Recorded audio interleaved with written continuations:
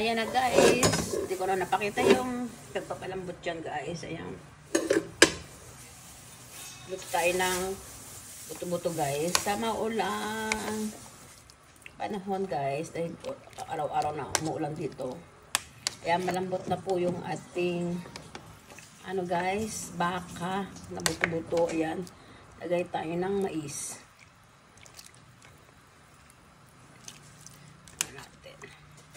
Nabot na siya guys. So, maghihiwalay na yung ano. Ayan. Mga buto-buto lang to guys. Eh, naghiwalay na yung bone marrow niya guys. Ayan na. Babaw na siya. Nabot na yan guys.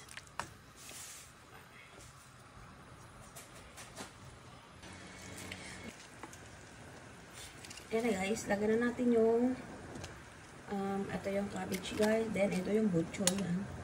Lagay natin yung mga gulay-gulay guys. Kasi ang sarap niyan. Madaming gulay.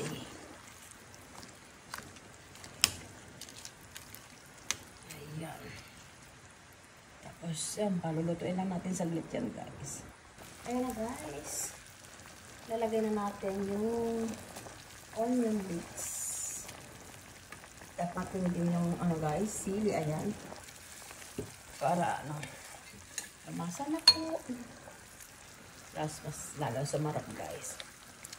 Ganyan lang yan guys. Kasi ganyan lang yan guys. Oh. Ito ang ating ulam guys. Nilagang baka. Yan ako na yan guys.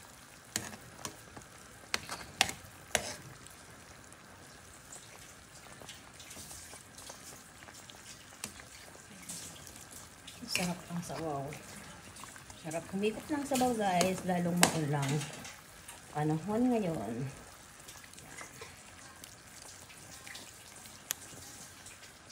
Ayan na guys ang ating nilagang baka. Thank you guys for watching. Just like, share, and subscribe. Lame Aloya. Bye!